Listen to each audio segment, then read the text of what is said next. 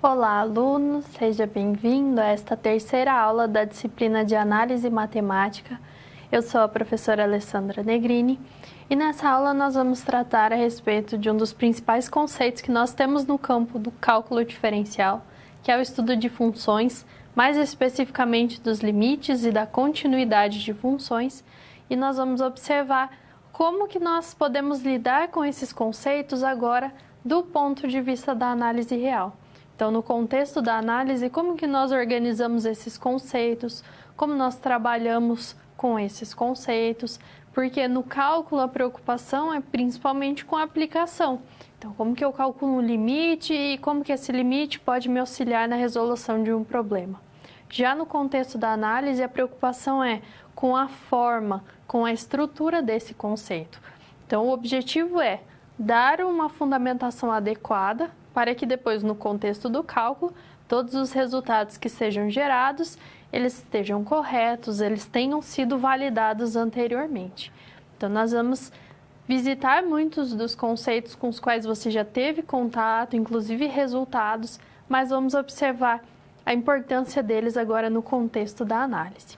E para trabalhar, então, com esses conceitos envolvendo funções, envolvendo o cálculo de limites da continuidade, nós precisamos do conjunto de números reais. E associado a ele, nós vamos precisar de alguns conceitos envolvendo a topologia da reta. Bom, mas como que nós podemos trabalhar? Qual que é o objetivo com esse estudo da topologia? Então, vejamos no quadro que a topologia ela é uma área da matemática que tem aplicações não somente na matemática, mas, por exemplo, na biologia, na química, na física, engenharia de materiais, computação. Então, tem diversas aplicações. E os limites também e continuidade de funções nós utilizamos na construção e no estudo de diversos modelos. E o objetivo é compreender como que se dá a estrutura do conjunto de números reais, principalmente no que se refere a construção dos conjuntos, subconjuntos e dos intervalos. Então, a topologia tem o objetivo de estudar características em R, desses conjuntos, dos intervalos abertos, fechados, e por que nós temos essas nomenclaturas de conjuntos abertos, fechados e assim por diante. Então, no contexto da topologia, nós vamos explorar algumas características em R. Com base nelas, vamos avaliar os limites de funções, então quando que um limite existe, o que são limites laterais, e depois estudar a continuidade e a sua relação com os limites de funções, que são dois tópicos do cálculo diferencial, mas como a análise fundamenta o cálculo, então nós precisamos trabalhar também com esses conceitos. Então, o estudo da topologia nós vamos realizar de forma introdutória, especificamente no conjunto de números reais, mas existem também estudos em conjuntos como em R2, em R3, em outros tipos de espaços. Mas o nosso foco vai ser R porque é a partir dele que nós podemos definir as funções de uma variável real. E aí conseguir estudar limites, continuidades, derivadas, integrais, entre outros conceitos. E para isso nós precisamos então de todas as classificações, todas as características de R, como sendo corpo ordenado completo, com as suas operações usuais e todos os demais conceitos. Então, partindo disso, vamos iniciar os estudos a respeito da topologia.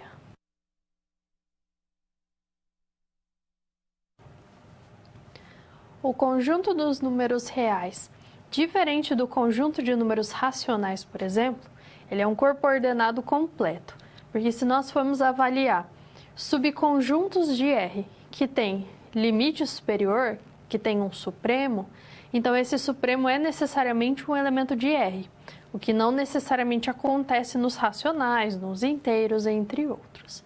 E devido a essa completude desse conjunto, nós temos a possibilidade de representá-lo a partir da reta real. Então, a cada ponto da reta, que possui então infinitos pontos, eu associo um número real, associado então aos infinitos números reais. Então, a reta, que é aquele objeto que não tem começo nem fim, tem uma infinidade de pontos que vai descrever, então, uma infinidade de elementos do conjunto de números reais. E a partir dessa representação, então, nós podemos construir intervalos, estudar conjuntos que são pertencentes ou que estão incluídos no conjunto maior, que é o conjunto de números reais. Então, no quadro nós temos essa representação da reta real, que é uma reta orientada, então eu tenho um ponto de referência, né? Usualmente nós trabalhamos com zero, aí nós temos a variação positiva, né? Os números no seu sentido crescente, decrescente, e aí nós podemos trabalhar com a noção de valor absoluto, de distâncias, entre outras. Lembrando que o valor absoluto tem relação com a função módulo, né? Assumir o próprio valor x se ele é positivo e assumir menos x se ele for negativo. E aí nós conseguimos construir os intervalos, que são regiões limitadas ou ilimitadas presentes nessa reta real. Então, nós tomamos uma certa delimitação e construímos alguns conjuntos. Então, nós temos intervalos que são limitados, todos esses intervalos eles têm o limitante inferior A, limitante superior B. Em alguns casos, esse limitante pode pertencer ao conjunto ou não. Então, no primeiro caso, intervalo fechado de A até B, quer dizer que inclui os extremos A e B e todos os números entre eles. Aí nós temos os que são fechados apenas em um extremo e os intervalos que são abertos nos dois extremos. Quer dizer que eu tomo todos os reais entre esses dois pontos, mas eu não os considero. E aí na representação geométrica, quando eu tenho a chamada bola fechada ou esse círculo totalmente preenchido, eu estou indicando que o meu extremo está incluído no conjunto. Se ele não está totalmente preenchido, eu não estou incluindo o elemento no conjunto. E aí eu tenho os conjuntos que são intervalos fechados e intervalos abertos. E aí nós temos os intervalos que são ilimitados. Então eles podem ter apenas o limite superior ou apenas o limite inferior. Então vão até mais infinito ou partem de menos infinito até um número específico. Então, esses são os tipos de intervalos que nós temos. Podemos, inclusive, pensar no intervalo de menos infinito a infinito, que é o próprio conjunto de números reais. Então, essa noção é uma noção importante e que é utilizada, inclusive, quando nós definimos muitas funções, principalmente no contexto de estudo das integrais, né? Que nós tomamos o domínio como sendo um intervalo de números reais. Só que é importante, além de conhecer essas caracterizações, se eu incluo extremo ou não, conhecer algumas classificações que podem ser atribuídas a esses intervalos. A primeira classificação que nós temos é em relação a conjuntos abertos, e para isso nós precisamos da noção de vizinhança. Então, a vizinhança de um determinado ponto, ela vai ser um conjunto, que é um subconjunto de R, de tal forma que, se eu construo um intervalo em torno de P, esse intervalo vai estar contido nesse conjunto V. Então, uma vizinhança de um ponto P é um conjunto que contém P e de tal forma que eu consigo construir um intervalo em torno de P e que esteja contido nesse conjunto. Então, não é somente o P que pertence ao conjunto. Existem pontos suficientemente próximos dele, em torno dele, que também vão estar nesse conjunto V. Quando isso acontece, nós dizemos que P ele é um ponto interior desse conjunto V. E se o conjunto V for composto somente por pontos interiores, ele vai receber a sua classificação como sendo aberto, porque ele vai coincidir com o seu interior. Então, eu tenho uma vizinhança, então quer dizer que posso ter um ponto e eu consigo um intervalo em torno dele que esteja totalmente contido no conjunto. O conjunto dos pontos que são interiores a esse conjunto V, ele corresponde ao interior de V. Ele é o conjunto interior de V. E se V é igual a esse conjunto interior, ou seja, todos os seus pontos são interiores, eu tenho um conjunto aberto. E aí nós temos um conjunto que muitas vezes nós já atribuímos a nomenclatura aberto, que é esse intervalo aberto de A até B, com A menor que B. Ele é um conjunto aberto porque ele vai coincidir com o seu interior. Então, aquela nomenclatura de intervalo aberto, ela é coerente com esse contexto da análise. Então, não é um nome atribuído sem nenhuma justificativa. Ele é um intervalo aberto porque ele é um conjunto aberto.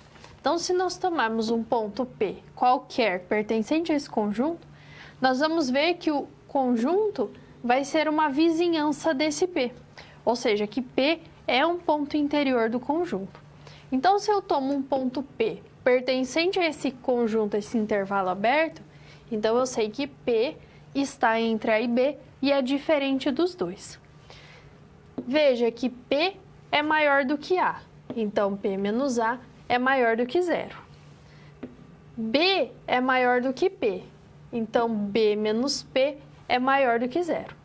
Então, desses dois valores positivos, eu posso tomar o menor deles e eu posso tomar a metade desse menor valor, que eu vou chamar de epsilon. Então, veja, é a metade da menor distância que eu tenho de P até os extremos desse intervalo. Se isso acontece, eu vou ter que a distância de P, o valor P menos A vai ser maior do que epsilon e B menos P também vai ser maior do que epsilon. Isso vai me indicar que o P está entre P menos epsilon e P mais epsilon e esse conjunto vai estar contido no intervalo AB. Então, se eu tomo essas distâncias, metade da menor distância que eu tenho entre P e os extremos, e eu consigo construir um intervalo em torno de P que está contido no meu conjunto. Então, quer dizer que esse conjunto é uma vizinhança de P. Então, P é um ponto interior e, como P é um ponto qualquer, esse intervalo ele vai ser um conjunto aberto. Então, o conjunto ele é aberto se para todo ponto no conjunto, o conjunto for uma vizinhança desse ponto.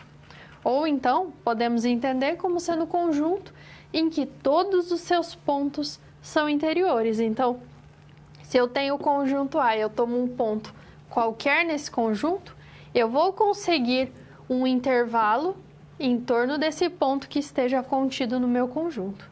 E aí, como exemplo, nós temos o intervalo aberto e também esses intervalos que são ilimitados. Então, aí eu consigo, de fato, afirmar que o meu intervalo aberto ele recebe essa nomenclatura porque ele é um conjunto aberto.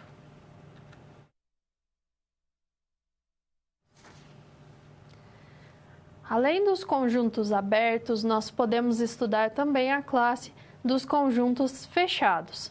E aí nós conseguimos relacionar esses conjuntos entre si a partir de uma definição. Então, vamos verificar no quadro. Eu digo que um conjunto F, ele é fechado se o seu complementar em relação aos reais, ele for um conjunto aberto. Então, aberto é aquele conjunto em que todos os seus pontos são interiores, ou que ele é a vizinhança de todos os seus pontos. E o fechado vai ser o complementar dele. Então, vamos considerar, por exemplo, o intervalo fechado de A até B. O complementar dele vai ser o intervalo de menos infinito a A, união com o intervalo de B até mais infinito. Essa união é uma união de conjuntos abertos, então ela vai ser classificada também como um conjunto aberto. Então, veja, se o complementar do intervalo AB ele é um conjunto aberto, porque é uma união de abertos, então esse conjunto vai ser um conjunto fechado. E aí, como exemplos, nós temos que a união e a interseção finita de conjuntos fechados também vai ser classificada como fechado.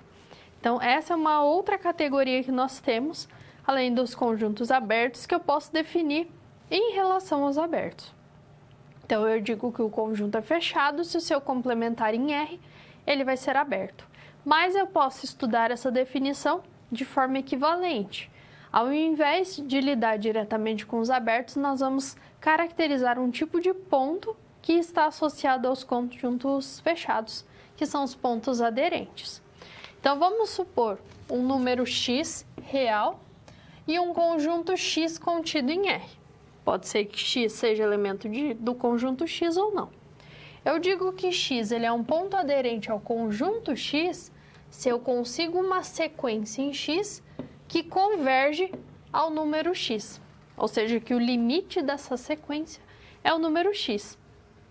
E aí eu digo que o conjunto dos pontos aderentes a um conjunto x ele é o fecho de X e nós denotamos como X com o sobrescrito barra.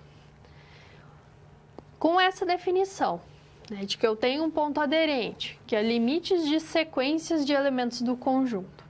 Se eu tenho que o fecho de um conjunto é igual a ele próprio, eu tenho a definição de conjunto fechado. Então, todo conjunto que coincide com o seu fecho, ele é um conjunto fechado.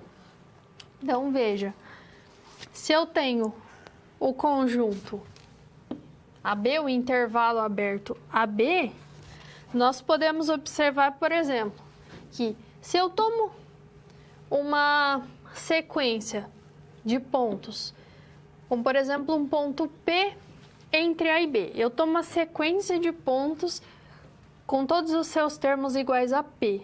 Essa sequência necessariamente converge a P. Então, P é um ponto aderente a X.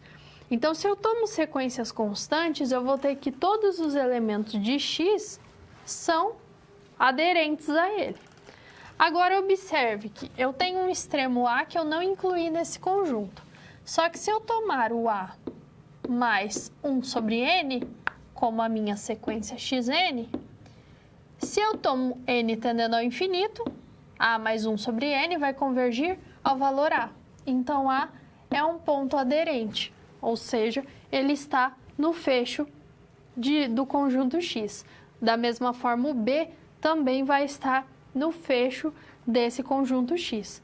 Então, do intervalo aberto de A até B, do intervalo aberto em A, fechado em B, fechado em A, aberto em B, ou fechado em A e B, o fecho é o intervalo fechado de AB. E aí nós temos que esse conjunto ele é fechado, assim como R também é um conjunto fechado. E pela relação entre complementares, como o vazio é complementar de R, então o vazio vai ser um conjunto aberto. Só que R também é aberto, então o vazio também vai ser um conjunto fechado. Então, os conjuntos R e vazio são os conjuntos que são simultaneamente abertos e fechados, que inclusive nós podemos avaliar pelo complementar. Veja, por exemplo, o intervalo de 0 a mais infinito. O 0 não pertence a esse conjunto, porque ele é aberto em 0, só que ele é aderente a x. Veja que a sequência 1 sobre n é a sequência de valores muito pequenos, mas que são próximos de 0, eles pertencem ao conjunto x. O limite dessa sequência é 0, portanto, o 0 é um ponto aderente a x, ou seja, eu tenho uma sequência em x que converge a ele. Então, associado aos conjuntos fechados, nós temos pontos aderentes. Assim como associados aos conjuntos abertos, nós vamos ter os pontos interiores. Então, eu tenho um conjunto fechado quando o complementar é aberto ou quando ele contém todos os seus pontos aderentes. Então, ele é igual ao seu fecho. Além desses dois tipos de pontos, nós temos também os pontos de acumulação, que são pontos essenciais no estudo de funções. Então, nós temos uma certa semelhança com os pontos aderentes, mas agora nós vamos tomar um valor A real e um conjunto A contido em R. Nós vamos ter que A é um ponto de acumulação do conjunto se para todo epsilon maior do que zero, existir um ponto suficientemente próximo de A, um ponto do conjunto X, mas que seja diferente do meu ponto de acumulação. Ou de forma equivalente, o A é um ponto de acumulação se eu consigo uma sequência do conjunto A com todos os elementos diferentes de A e que converge para A. Então, no ponto de acumulação, eu preciso ter uma sequência de pontos diferentes do meu limite, mas que convirja a esse limite. E aí, o conjunto de todos os pontos de acumulação associado a um conjunto X, ele é chamado de conjunto derivado de X e denotado por x'. Então, veja, eu tenho uma certa semelhança com os pontos aderentes, mas eu preciso agora de sequência que não sejam constantes, de sequências que não tenham esse elemento A como um de seus pontos. E aí, quando eu tenho um conjunto, um ponto que não é de acumulação, então ele recebe o nome de ponto isolado. Se todos os pontos de um conjunto são isolados, eu digo que o conjunto é discreto, como é o caso de naturais inteiros. Veja que se eu tomo o número 1 pertencente ao conjunto dos inteiros, eu não consigo uma sequência de pontos dizer suficientemente próximos, né, que estejam a qualquer distância, menor do que qualquer distância epsilon, por exemplo, 0,5. Eu não tenho nenhum outro ponto que esteja próximo de 1 e que seja diferente de 1. Por isso que ele é um ponto isolado e o conjunto Z vai ser um exemplo de conjunto discreto.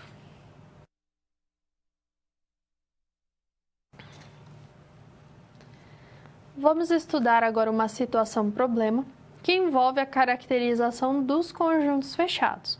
Lembrando que são conjuntos que possuem todos os seus pontos aderentes ou que são iguais ao seu fecho, ou então que tem o seu complementar como sendo aberto. Então vamos conhecer a situação. Suponha que você foi contratado para construir um curso de formação continuada para professores de matemática do ensino médio e que deve abordar limite e continuidade de funções. O objetivo é abordar conceitos de topologia da reta para familiarizá-los com as estruturas como vizinhança de um ponto, conjuntos abertos, fechados, relacionando com conteúdos do ensino médio, como é o caso de intervalos. Então, como uma preparação para o estudo dos limites e continuidade. Então, inicialmente, pode ser discutido a respeito dos intervalos abertos e fechados, associando aos conceitos de conjuntos abertos, fechados e de vizinhança. Porque o estudo desses tipos de intervalos, eles são realizados na educação básica, né? No trabalho com o conjunto de números reais, muitas vezes nós representamos os intervalos, trabalhamos com união, interseção, e nós acabamos utilizando essa nomenclatura de intervalo aberto e fechado. Então, é importante entender que vem da definição de ser aberto, vem da definição de ser fechado. Então, se eu tenho lá um intervalo aberto de A até B, ele é aberto porque todos os seus pontos são interiores. Ou, se eu tenho um intervalo fechado de A até B, ele recebe o nome fechado porque o complementar dele é aberto ou porque toda sequência convergente de elementos de X converge para um elemento de X. Ou seja, X contém todos os pontos aderentes a ele. Então, essa é uma caracterização importante. Um conjunto ele é fechado se ele coincide com o seu fecho. Então, todos os pontos aderentes a esse conjunto pertencem ao conjunto. Ou, então, por meio da caracterização como complementar de aberto. E associado aos conjuntos fechados, nós temos outra caracterização, que é a de conjuntos compactos, e que é importante também na caracterização de funções. Então, nós dizemos que um conjunto X ele é compacto se ele é fechado e limitado. Então, veja que nós relacionamos as duas definições. Ele é fechado porque ele coincide com o seu fecho. Ele é limitado porque ele é limitado superiormente e inferiormente. Ou ele tem cota superior, cota inferior. Como exemplos, nós temos o conjunto finito.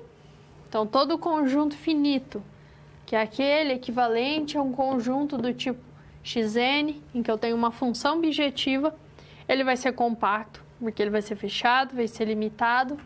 O intervalo aberto de A até B, ele não é compacto, porque ele não é fechado.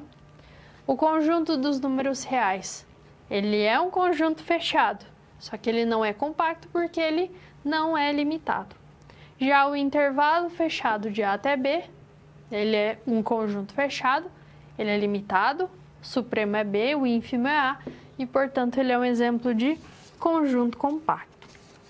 E aí nós conseguimos relacionar os conjuntos compactos com sequências por meio de um teorema. Então, uma característica importante da análise real é que, quando nós trabalhamos com teoremas, com afirmações, nós precisamos sempre de um processo de demonstração que justifique aquela afirmação. Então, aqui nós temos um teorema que relaciona o conjunto X ele é compacto, C e somente C, toda sequência em X tem uma subsequência convergente em X. Então, se ele é teorema, ele exige uma demonstração. E se ele é do tipo C e somente C, nós podemos extrair duas proposições ou duas condicionais desse resultado. Se x é compacto, toda sequência em x possui uma subsequência convergente em x e também toda sequência em x tem uma subsequência convergente em x e então o conjunto x é compacto. Então, quando eu demonstro um resultado desse tipo, eu preciso demonstrar as duas proposições. Então, vamos supor inicialmente que x é compacto.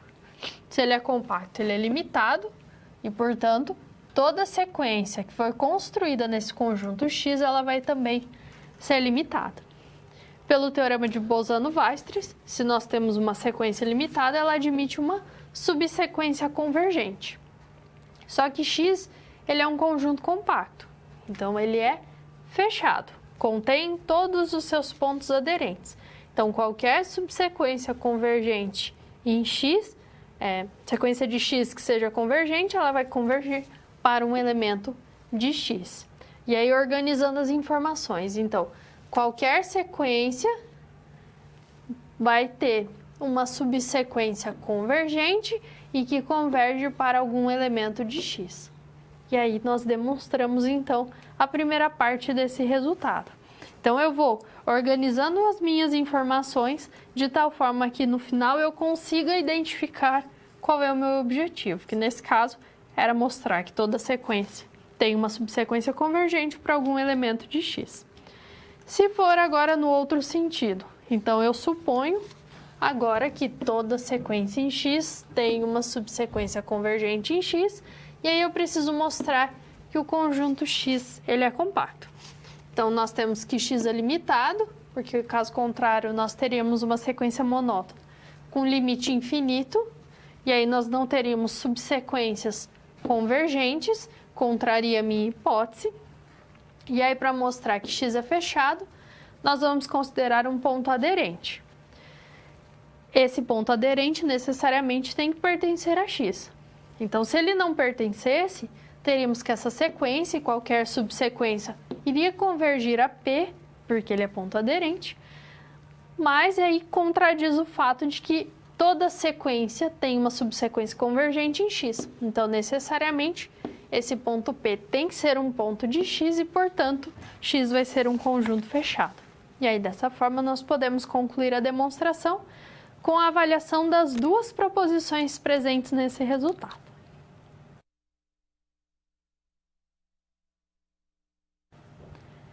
De posse da caracterização dos intervalos, dos conjuntos abertos, conjuntos fechados, nós podemos trabalhar agora com a definição do limite de uma função. Então, nós precisamos como base esses tópicos da topologia da reta, porque eles são essenciais quando nós vamos interpretar o significado do limite de uma função quando nós estamos trabalhando em torno de um dado ponto. Então, vejamos no quadro.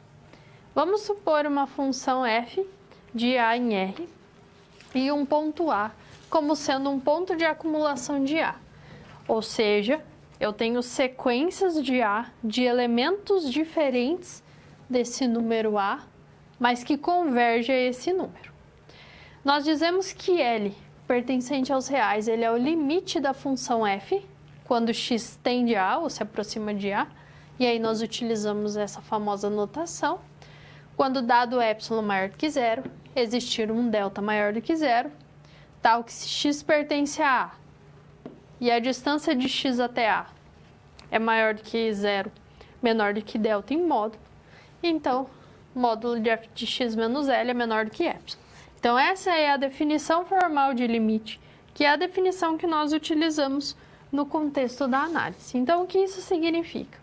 Eu digo que L é o limite de uma função quando x se aproxima de A, quando dado uma distância epsilon, veja, eu posso construir um intervalo em torno de L com o raio epsilon, e a partir desse epsilon eu encontro um delta, tal que se x pertence a A e x está no intervalo de A menos delta até A mais delta, então ele está no intervalo em torno de A sua imagem vai estar no intervalo em torno de L. Então, dado epsilon, eu consigo uma distância delta no domínio, de tal forma que os pontos que estão nesse intervalo, que é o intervalo aberto, eles vão ter as suas imagens no intervalo em torno de L. E aí, se eu não consigo um L que atende essas características, eu digo que o limite da função não existe. E aí eu posso reescrever essa definição pensando no conceito de vizinhança. Então, se eu tenho uma função de A em R, A pertencente a R um ponto de acumulação de A, eu tenho que o limite de f de x é L quando x tende a A, se para toda vizinhança U do número L existir uma vizinhança V do número A, tal que se x pertence a U menos o A, então o f de x vai pertencer a V. Se x pertence ao V menos o A, porque é a vizinhança de V, então f de x pertence a U, que é a vizinhança de L. Então, se eu tenho um número x que é suficientemente próximo, está na vizinhança de A, mas é diferente de A, então a sua imagem vai estar na vizinhança de L. Então, quando eu estudo o limite, eu não preciso necessariamente que o ponto considerado ele seja um ponto do domínio dessa função. Então, eu posso ter um ponto no qual a função não está definida, no entanto, eu preciso ter que ela esteja definida ao redor desse ponto e que eu consiga estudar uma vizinhança do ponto que eu quero, para que eu tenha de fato o x tendendo a A, se aproximando de A. Mas x vai ser diferente de A porque A vai ser um ponto de acumulação, né? Eu não quero estudar no ponto, eu quero estudar em torno do ponto e muito próximo do ponto o que acontece com a função. E como que nós aplicamos então essa definição? Nós vamos considerar aqui o exemplo da função f de x igual a x, que é definida em todo R. Vamos tomar um número A pertencente a R qualquer e nós vamos mostrar que o limite de f de x quando x tende a A é o próprio A.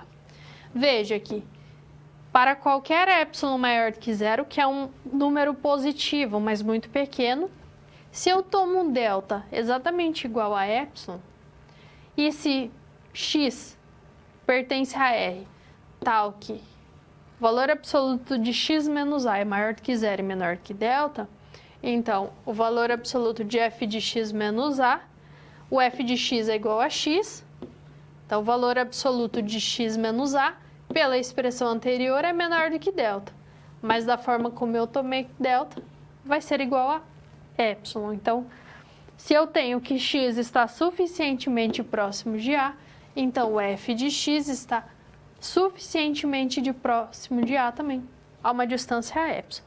Por isso que eu tenho que o limite de f de x quando x tende a A vai ser igual a A no caso dessa função. Então, essa é a forma como a qual nós podemos demonstrar limites funções, por definição, e que são as demonstrações utilizadas antes de se aplicar as regras de determinação de limites utilizadas no cálculo diferencial e integral. Então, são essas demonstrações que permitem depois ter resultados já conhecidos, né, que são válidos previamente, porque eles foram demonstrados a partir de um processo formal. E temos também resultados complementares associados a essa definição, conforme vamos ver no quadro. Se eu tenho uma função e existe o limite dessa função em um determinado ponto, o limite vai ser único. Também temos a possibilidade de relacionar o limite de uma função com o limite de uma sequência.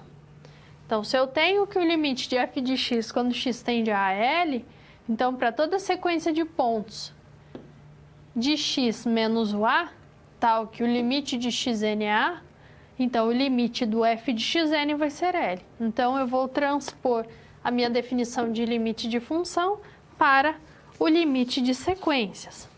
E temos ainda a possibilidade de não estudar o limite em um ponto, mas quando x tende ao infinito.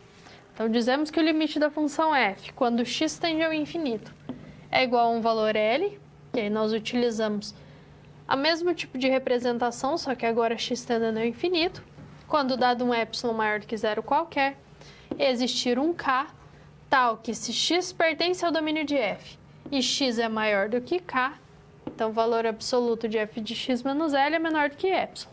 E aí nós temos também a adequação para limite de f de x quando x tende a menos infinito.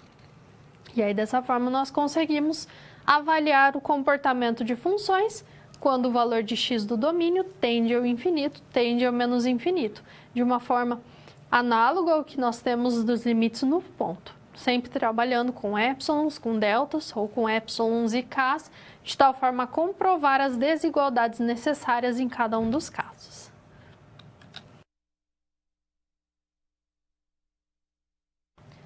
Então, quando nós trabalhamos na educação básica, com o estudo de conjuntos numéricos, com o estudo principalmente dos intervalos de números reais, então, muitas vezes nós utilizamos nomenclaturas como intervalo aberto, intervalo fechado, mas nós não nos atentamos aos detalhes dessas nomenclaturas. Então, nós vamos agora conferir uma atividade, um intervalo com o qual nós trabalhamos muito, e nós vamos investigar se eu posso atribuir a nomenclatura de aberto. Então, eu tenho um intervalo aberto em A, fechado em B, no intervalo de números reais, então AB real, com A menor do que B.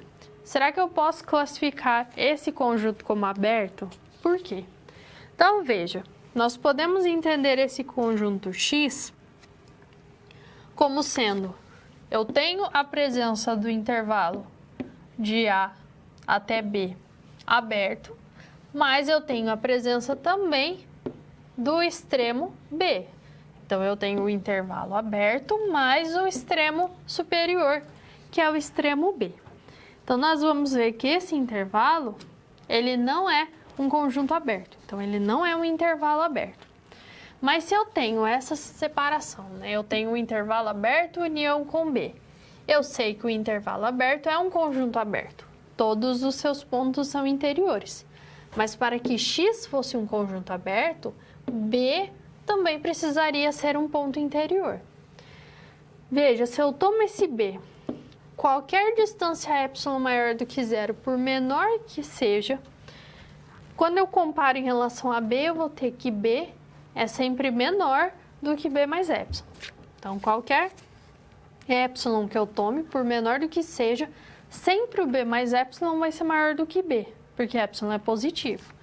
Então, o intervalo de B até B mais epsilon é o intervalo de números reais. Eu tenho números entre B e B mais epsilon. Mas veja que os números que estão entre esses dois termos, eles não estão no conjunto X, porque são números maiores do que B. Se eles são maiores do que B, eles não estão no intervalo X. Então, por menor que seja epsilon, eu não consigo um intervalo em torno de B, de tal forma que esse intervalo esteja contido no conjunto X. Se eu não tenho que esse X é uma vizinhança do ponto B, então quer dizer que esse ponto B não é um ponto interior e, portanto, X não é aberto, porque o seu interior não é igual ao conjunto. O interior de X é o intervalo aberto de A até B. Ele não vai incluir esse extremo B. Então, dessa forma, nós conseguimos explorar os diferentes conjuntos, os intervalos abertos, fechados, e conseguir avaliar que, de fato, nós temos o intervalo aberto porque ele se encaixa na definição de intervalo aberto. Ou eu tenho um intervalo fechado porque o seu complementar é aberto, então, de fato, ele é caracterizado como um conjunto fechado. Então, eu só posso dizer que o intervalo é aberto, que o intervalo é fechado, se ele for um conjunto aberto ou for um conjunto fechado. Então, é necessário, no momento de se trabalhar com esses conteúdos, ter atenção a esses detalhes, às nomenclaturas que nós utilizamos, aos termos que nós trabalhamos também na educação básica. Mesmo que os alunos não conheçam essa classificação formal enquanto conjunto aberto e fechado, ele vai relacionar as nomenclaturas com esse tipo de conjunto. Nós vamos ter o intervalo aberto. Então, se ele tem essa nomenclatura, ele é diferente do intervalo fechado. Então, eu preciso ajustar a minha nomenclatura de forma adequada para que eu não transmita nenhuma informação incorreta também no trabalho na educação básica, mesmo que o foco seja trabalhar com os conteúdos, ver as aplicações e não entender todo o conceito formal que fundamenta todo esse estudo.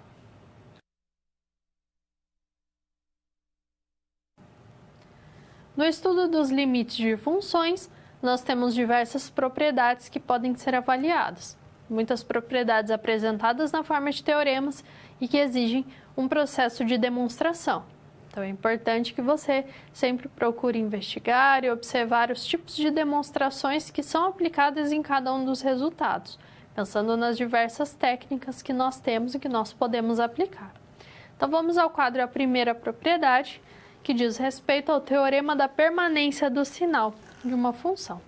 Então, se eu tenho uma função de A em R, A, um subconjunto do conjunto de números reais, então, pode ser um conjunto de diversos formatos, mas necessariamente nós vamos ter, em geral, nós trabalhamos com os conjuntos abertos. A vai ser um ponto de acumulação desse conjunto A. Se eu tenho que o limite de f de x, quando x tende a A, é maior do que L, então eu consigo uma vizinhança de A em que a função assume valores positivos. E aí nós podemos adaptar no caso de valores negativos e sempre observando que quando nós lidamos com vizinhanças, nem sempre essa vizinhança vai ser um intervalo simétrico em torno do meu ponto. Às vezes eu posso trabalhar com uma vizinhança diferenciada, em que o meu ponto não é o ponto central daquele intervalo aberto.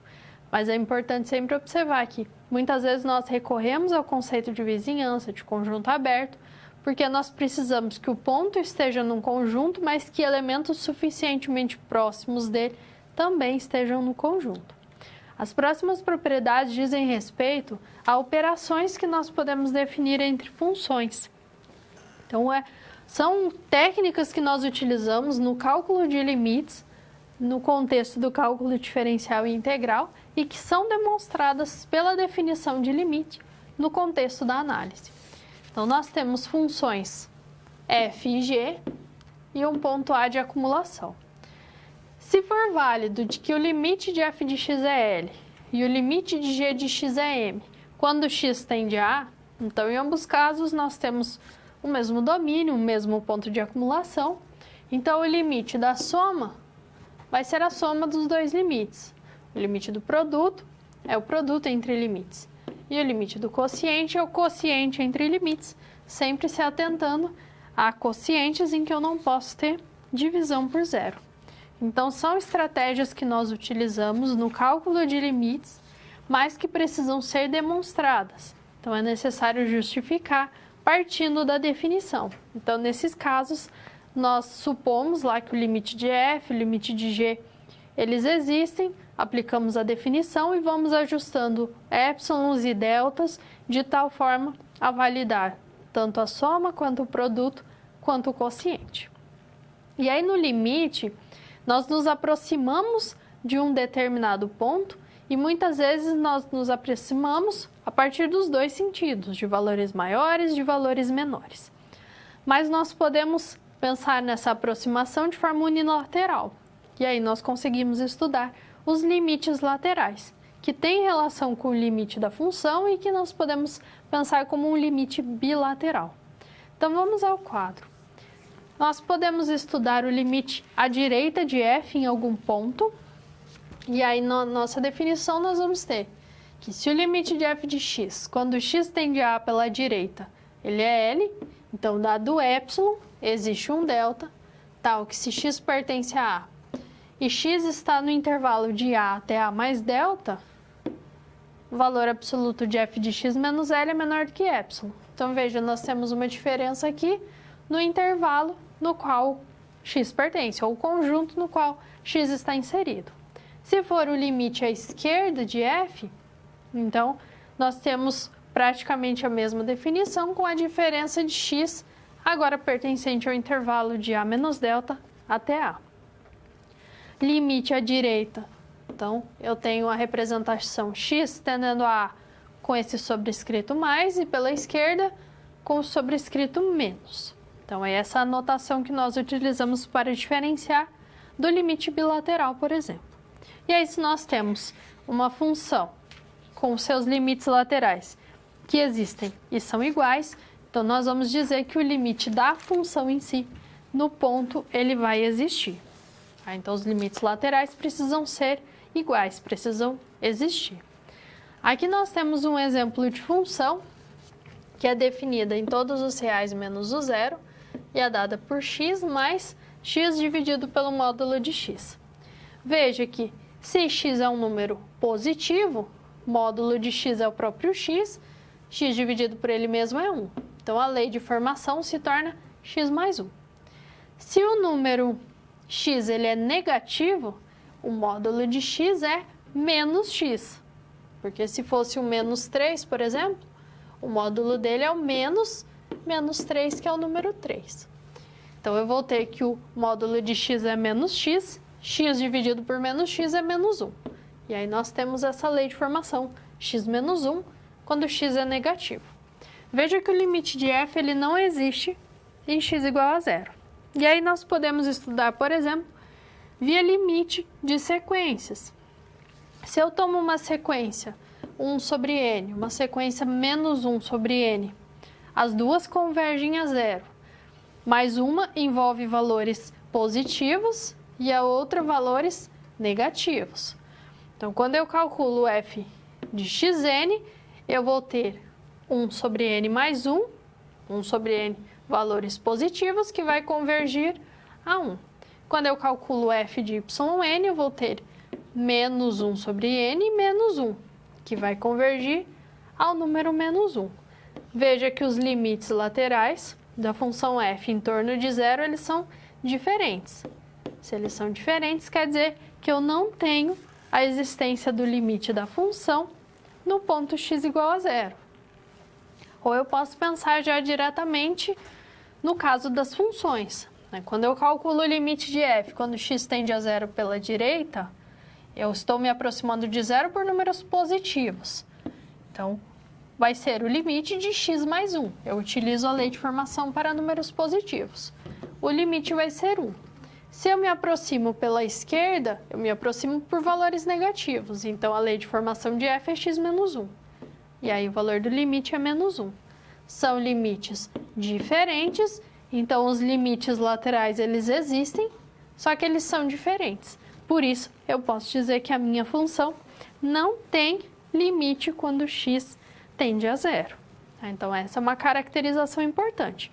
Eu posso estudar o limite diretamente, pela definição, ou eu posso estudar os limites laterais. Se eu calcular os dois limites laterais, eles existirem, forem iguais, eu concluo, então, que o limite no ponto que eu estou estudando, ele existe. E ele vai assumir exatamente o valor que foi identificado a partir dos limites laterais.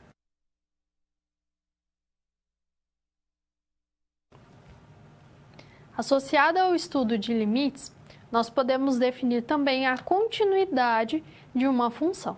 E aí, nesse caso, nós também precisamos calcular um limite, mas não em um ponto qualquer. Nós vamos pensar em um ponto no qual a função esteja definida, porque nós queremos ver o comportamento da função no ponto em questão e também em torno dele. Então, vejamos no quadro. Vamos supor uma função f de a em R, definida em um conjunto A, contido em R, e vamos tomar um ponto A. Nós dizemos que a função f é contínua no ponto A, que é um elemento do domínio da minha função, se dado epsilon, existe um delta, tal que se x pertence a A e o módulo de x menos A é menor do que delta, então o módulo de f de x menos f de A é menor do que epsilon. Então, veja que nesse caso, nós vamos ter que o limite de x, quando x tende a A, da função f de x, vai ser o valor L da minha definição, que no caso é o f de A. Então, uma função é contínua em um ponto A, se o limite da função, quando x tende a A, é a imagem do ponto A pela função f. Quando a função não é contínua em A, nós chamamos essa função de descontínua no ponto A. Agora, se uma função é contínua em todo elemento do domínio dessa função, nós dizemos que ela é contínua em seu domínio. Então, ela é contínua, no caso, no conjunto A. Então, sempre que eu estudo o comportamento de uma função em relação à definição de continuidade, eu preciso que a função esteja definida no ponto. Veja que aqui nós temos uma função cujo domínio não inclui o ponto 1. Então, eu não consigo avaliar a continuidade da função f nesse ponto 1. Né? O limite ele não vai existir, eu não vou conseguir o limite exatamente igual a f de 1, porque f de 1 não vai estar definida. Então, diferente do limite em que eu me aproximo de um ponto, mas eu tenho pontos próximos e diferentes dele, na continuidade eu preciso que aquele ponto esteja no domínio da função, porque eu quero verificar se em torno daquela função, em torno daquele ponto, a função tem um comportamento que vai se aproximar do valor de f naquele ponto, né? Se eu tenho a questão da continuidade da função. E aí no quadro nós temos agora as notações, né, que se eu tenho a ponto de acumulação, nós vamos ter que o limite de f de x quando x tende a A é o f de A. Então, por exemplo, se eu tomo a função constante igual a c, f de x igual a c para todo x, então para cada valor A ou para cada valor c que nós tomarmos no domínio, o limite de f de x quando x tende a c ou quando x tende a A, ele vai ser sempre o c. Vai ser sempre o f de c ou o f de A. Então, sempre eu tenho em qualquer ponto que quando eu me aproximo de A, eu vou ter a imagem da função em A sendo c, sendo constante. E aí, essa é uma função que é uma função contínua. Então, são algumas caracterizações com as quais nós podemos trabalhar pensando na continuidade. Então, quando eu estou estudando uma função contínua, eu tenho, no caso de x se aproximando de um ponto A, que é um ponto de acumulação, eu preciso que 3 condições sejam verificadas. Então, se eu quero avaliar a continuidade em A, eu preciso que a função esteja definida em A, que o limite da função exista quando x tende a A e que o limite da função exista e seja igual à imagem do ponto A. Então, nessa caracterização de limite de f de x quando x tende a A é o f de A, eu tenho essas 3 condições associadas. Então, a função está definida, o seu limite existe e o limite é igual à imagem da função. Então, apesar de parecer que eu só tenho uma situação, né, uma informação, já está embutida essas 3 condições para que a função seja contínua. Então, todos os teoremas relativos a limites, estudo de limites laterais, toda essa caracterização, ela também é utilizada no estudo da continuidade. Então, eu posso avaliar limites laterais, se eu não pretendo avaliar já diretamente o limite no ponto. Os limites laterais, eles existem, são iguais. Bom, então existe o limite, mas esse limite é igual à imagem no ponto. Então, tudo isso precisa ser avaliado também no contexto da análise. E com todas as demonstrações, nós conseguimos, então, observar os procedimentos e os resultados que são aplicados de forma prática no contexto do cálculo diferencial e integral. Vamos ao quadro agora, observar que também é possível relacionar a continuidade com as sequências que eu construo no domínio da minha função. Se eu tenho, então, uma função contínua em A, sem somente C, para toda sequência de pontos, com xn convergindo a A, eu vou ter o limite do f de xn tendendo ao f de A, né? Não tendendo necessariamente a um L. Ele precisa convergir para o f de A. Então, essa é uma característica importante, em que eu preciso ter o meu limite como sendo o limite de f de xn igual ao f de A.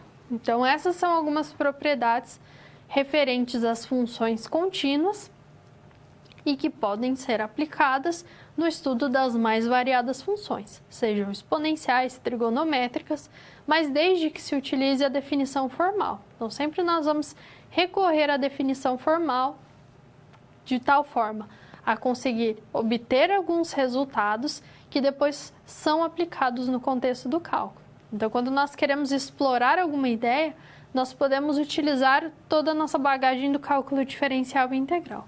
Mas quando nós queremos justificar, sempre nós vamos recorrer a uma definição formal.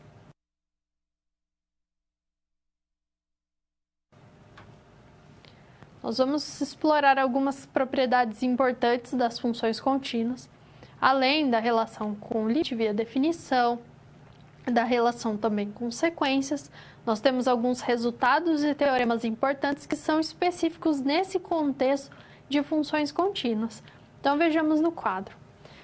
Temos um teorema de permanência do sinal relativo às funções contínuas. Então, vamos supor uma função f de a em R contínua, no caso contínua em todo o seu domínio, o ponto A pertencente ao domínio. Se eu tenho f de a maior do que zero, então existe uma vizinhança de A, em que essa função f assume apenas valores positivos. E aí nós adaptamos também para o caso de valores negativos. Temos as propriedades relativas a operações e limites. Então, nós temos funções f e g, ambas funções contínuas em um ponto A. Então, eu tenho os mesmos domínios e a continuidade no mesmo ponto. Se isso acontece, então as funções f mais g, f vezes g e f dividido por g são todas funções também contínuas no ponto que foi indicado, desde que, no caso, na função quociente, originada do quociente, o denominador seja diferente de zero. Então, essa é uma propriedade operatória envolvendo limites, envolvendo funções contínuas.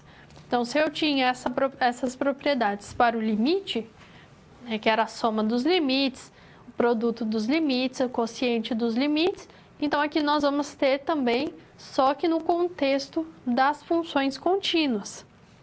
E aí, se nós tivermos as funções f e g contínuas em todo o seu domínio, então vamos ter a continuidade das funções soma, produto e quociente também em todo o domínio, no quociente, considerando apenas aqueles em que o denominador seja diferente de zero.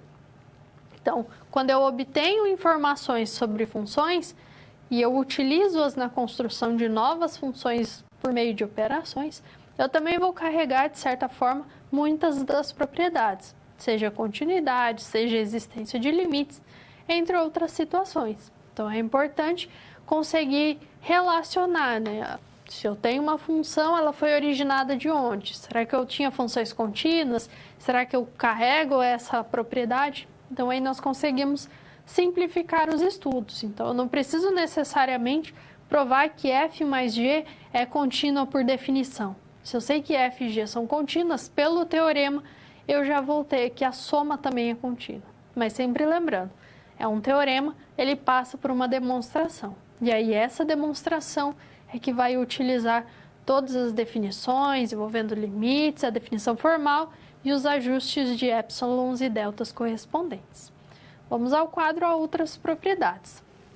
Se nós temos funções f e g contínuas em um ponto A, de tal forma que f de A é maior do que g de A, então eu tenho uma vizinhança de A em que f de x vai ser maior do que g de x para todo x no conjunto A, interseção com essa vizinhança. Então, em torno de A, essa propriedade de desigualdade, ela vai se manter. E se nós queremos mostrar que uma função agora ela é descontínua, ou seja, ela não é contínua em um ponto, nós podemos utilizar a estratégia dos limites de sequências. Então, se eu tenho uma sequência que converge ao valor A, e eu identifico que a sequência f de xn não converge ao f de A, eu posso dizer que a minha função não é contínua nesse valor A, porque eu precisaria ter que, se xn converge a A, f de xn converge a f de A.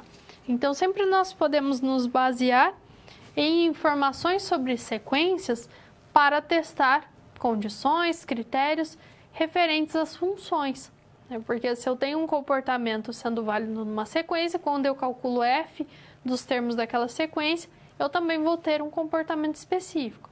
E aí eu transfiro o estudo de sequências, limites de sequências também no contexto de funções, estabelecendo um paralelo entre essas duas situações.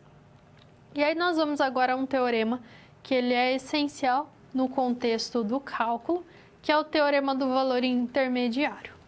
Então esse teorema nos diz que se eu tomo uma função definida no intervalo fechado AB em R, e essa função é contínua nesse intervalo fechado, vamos supor que f de A é menor do que f de B, ou poderia ser o contrário. Tá? Mas se eu tenho uma função contínua, vale essa desigualdade, então para todo y entre esses dois valores, entre f de A e f de B, eu consigo um C no domínio tal que y é o f de C. Então existe algum ponto entre A e B cuja imagem vai ser exatamente esse y, exatamente esse ponto entre o f de A e o f de B. Eu poderia supor também que o f de B é menor do que o f de A. Seria a mesma conclusão. Mas isso só acontece porque a minha função é contínua. E aí, com isso, eu posso estudar, por exemplo, que uma determinada função, ela assumiu um valor negativo em um extremo, um valor positivo em um outro extremo.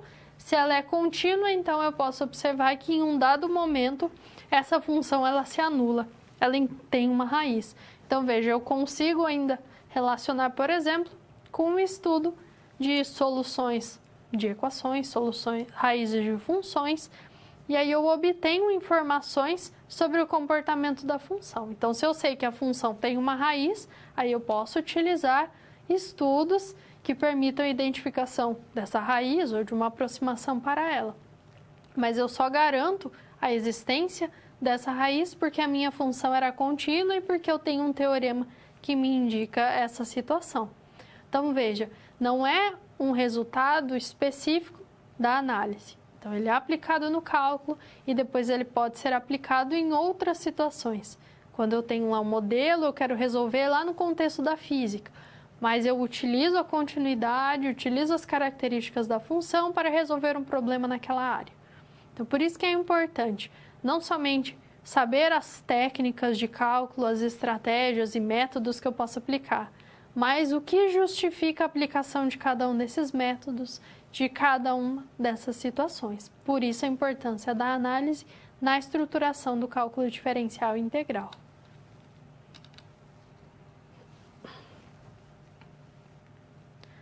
Vamos estudar uma situação-problema que agora envolve discussão a respeito das funções contínuas e daquelas que não são contínuas. Então vejamos no quadro.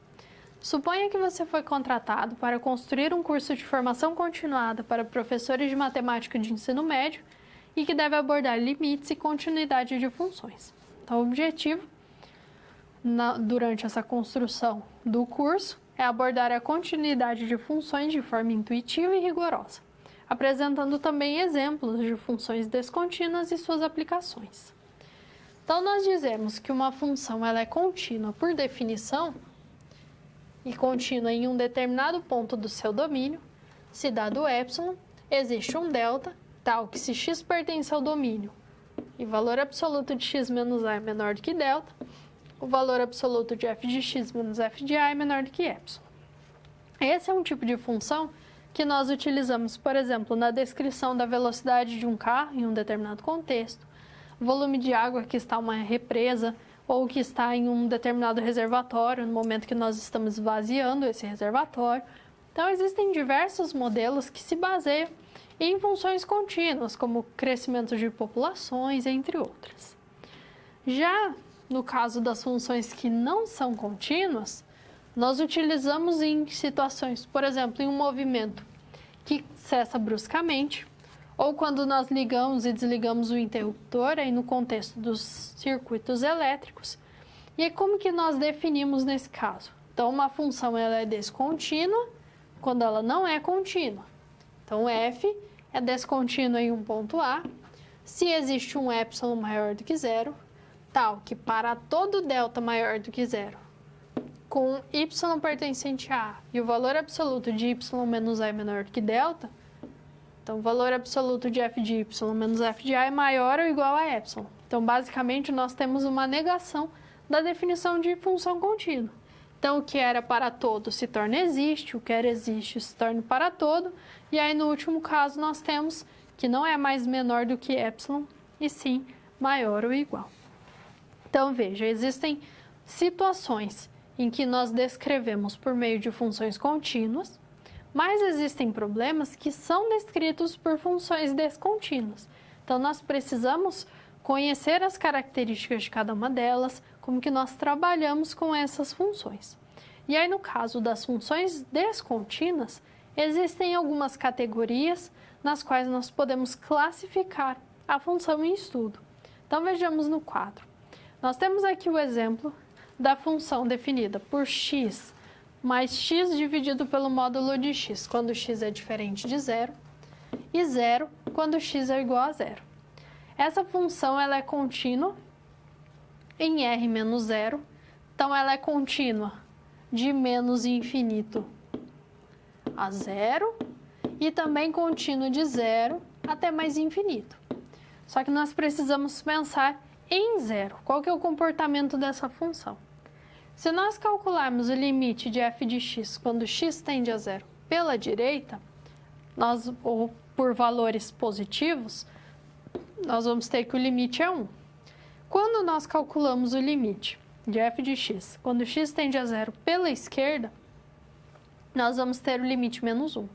Então, veja, os limites laterais, eles existem, só que eles são diferentes.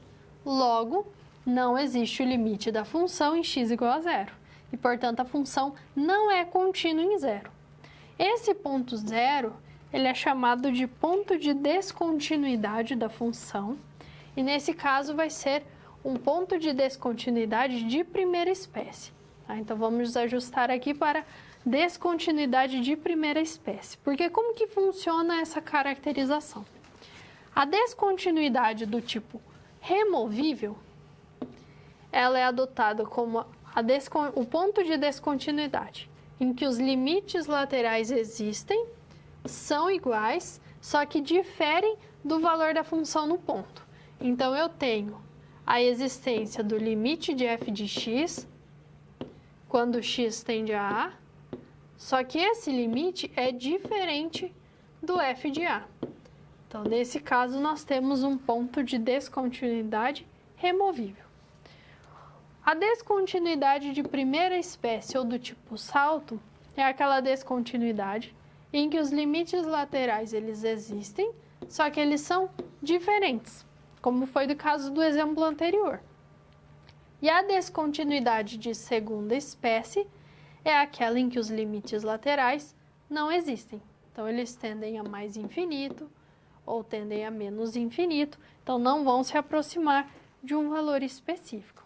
Então, essas categorias de descontinuidades, elas também são importantes, porque muitas vezes nós precisamos trabalhar com categorias de descontinuidades para atender a algum tipo de definição específica. Então, a descontinuidade removível é aquela em que os limites existem, então eu tenho o limite naquele ponto, porque o limite está definido ainda que o ponto não pertence ao domínio, só que eu não tenho que a imagem da função naquele ponto é igual a esse limite. Ou ainda mais, eu tenho que a minha função não está definida naquele ponto. Então, ela é removível porque se eu defino a minha função naquele ponto, ou se eu mudo a definição dela no ponto, de tal forma que seja igual ao limite, ela se tornaria contínua. Por isso que é uma questão de ser removível. Já do tipo salto, ou de primeira espécie, é aquela em que os limites laterais são diferentes. Então, o limite a partir da esquerda assume um valor, a partir da direita assume o outro. Então, eu não consigo ter uma continuidade. E aí, quando nós temos, então, funções tendendo a mais infinito ou menos infinito próximas de um ponto, nós vamos ter a descontinuidade de segunda espécie. Então, é importante conhecer a definição de função contínua, de função descontínua, mas também entender qual é o comportamento de cada tipo de ponto, né? Qual que é a caracterização de um ponto de descontinuidade ou do outro, porque isso vai fazer diferença na definição da função, inclusive na avaliação dos gráficos, né? O comportamento da função em torno de cada ponto vai ter uma característica diferente quando eu tomo pontos com classificações diferentes de descontinuidades. Então, veja que no estudo de uma função contínua, eu preciso conhecer limites, conhecer as estratégias de cálculo, a definição de continuidade e observar que, se não houver a continuidade, que tipo de ponto de descontinuidade estaria associado. Então, tudo isso precisa ser levado em conta, mas também é importante conhecer aplicações práticas, ou seja, funções que são contínuas e suas aplicações, e também no caso das funções descontínuas.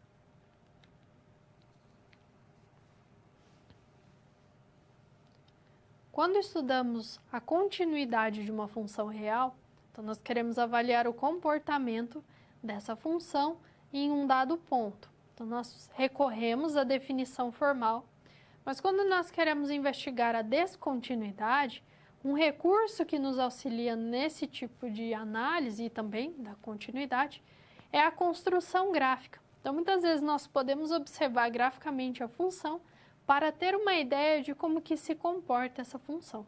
E aí depois recorremos aos conceitos teóricos, às definições formais, de tal forma a conseguir avaliar e obter conclusões formais para o comportamento da função. Então vamos a uma atividade que discute a respeito desse comportamento.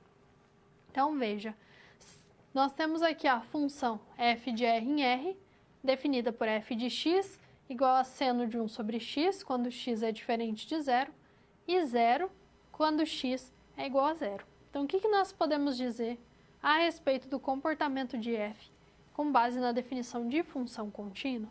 Então, veja, aparentemente nós temos uma função trigonométrica, uma função seno, só que ela é composta com a função 1 sobre x. Com isso, nós vamos ter uma modificação no gráfico dessa função, e aí nós podemos observar as características dela. Nós vamos agora ao computador observar a representação gráfica dessa função. Note que nós temos uma função contínua avaliando para valores negativos, por exemplo, menores do que menos 0,25, maiores do que 0,25, só que quando nós aproximamos de zero, nós vamos observar que essa função tem um comportamento oscilante. Se nós alterarmos aqui a escala do gráfico, por exemplo, da variação uma unidade no eixo x para 10 no eixo y, quanto mais nós nos aproximamos desse ponto zero, nós vamos observar que existe essa oscilação no comportamento da função. Então, na verdade, quando nós estudamos o limite em torno de zero, esse limite não vai existir, devido às características da função em torno desse ponto. Então, retornando ao quadro, nós vamos observar que essa função, seno de 1 sobre x, ela é definida, né, em todo o conjunto de números reais, ela é contínua para valores diferentes de zero, só que quando nós pensamos em zero, os limites laterais eles não vão existir, exatamente por esse comportamento oscilante. E aí nós dizemos que f tem uma descontinuidade no caso de segunda espécie em x igual a zero, porque o limite lateral ele não vai existir. Então esse recurso nós podemos utilizar. A construção de gráficos pode nos auxiliar no entendimento das características da função. Então nós exploramos o gráfico, nós identificamos essas características, podemos observar pontos específicos em que possivelmente eu tenho uma descontinuidade, só que é importante sempre recorrer às definições formais, ao cálculo de limites, se nós já conhecemos informações prévias. Então, se eu sei que o limite de uma função polinomial atende a um certo critério, eu posso aplicar esse resultado nos meus cálculos. Só que inicialmente eu preciso demonstrar e justificar que aquela informação é válida. Então, no contexto da análise, é exatamente esse o processo que nós realizamos. Então, nós Queremos provar que o limite da função constante é igual a esse próprio valor. O limite de uma função do tipo f de x igual a c é o próprio c em todo o seu domínio. Então, eu justifico, eu demonstro via definição, e aí eu posso utilizar esse resultado depois em todos os cálculos. Então, no contexto do cálculo, nós aplicamos essas informações. Na análise real, então, nós justificamos, nós apresentamos os fundamentos teóricos que permitem justificar e depois, posteriormente, utilizar esse resultado e obter as conclusões necessárias.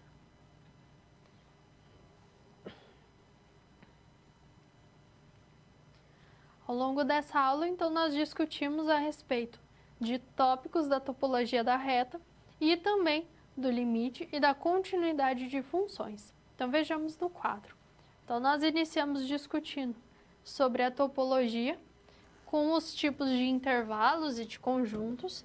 Então, nós temos conjuntos abertos, em que seus pontos são interiores. Conjuntos fechados, todos os pontos desse conjunto são aderentes e eu tenho que todos os pontos aderentes estão nele.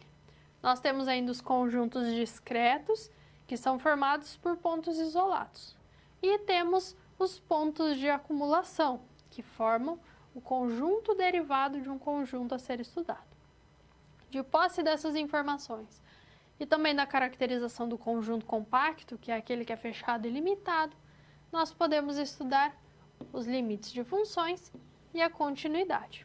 Então, o limite ele é estudado via definição formal. Então, dado epsilon, eu tenho um delta, tal que se x se aproxima do ponto a uma distância delta, o f de x se aproxima do meu limite a uma distância epsilon. Então, sempre nós vamos recorrer a esses valores. Epsilon positivo, um delta que depende de epsilon, ou é uma constante, também positivo.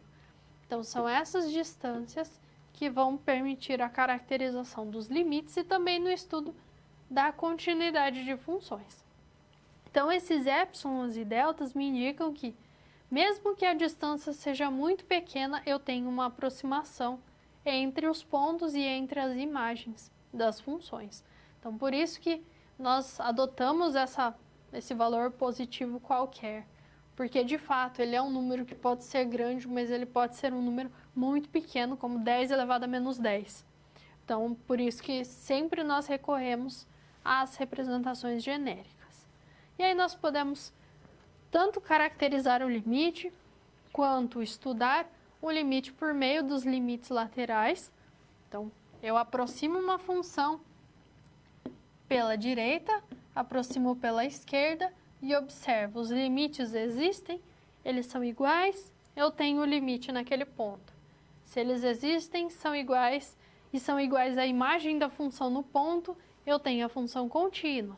Então, veja, tudo que eu estudo a respeito de limites de funções, eu vou aplicar no contexto da continuidade, porque a função contínua é estudada via limites. Então, sempre nós temos relações entre esses conceitos. A caracterização lá do conjunto de números reais, o estudo de sequências, a topologia. Então, todos esses conceitos são articulados para o estudo de limites. E aí utilizamos tudo para o estudo de continuidade e assim por diante.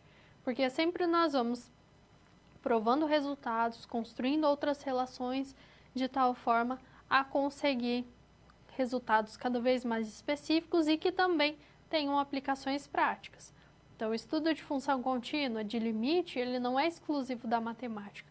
Ele pode ser aplicado na física, nas engenharias, na biologia, entre outras situações, porque eu posso utilizar funções na construção de modelos, quando eu quero observar, por exemplo, o comportamento daquele modelo quando o tempo tende a valores muito grandes ou tende ao infinito, utilizo limites. Então, tudo isso pode ser aplicado na prática, mas desde que haja esse estudo teórico, esse fundamento. E aí a importância do estudo da análise real. Então, espero que você esteja observando a importância dessa caracterização do campo de estudos da análise real, porque é a partir dele que nós conseguimos justificar e utilizar todos os procedimentos que nós desenvolvemos no cálculo diferencial integral e também em outras situações. Desejo a você bons estudos e até a próxima!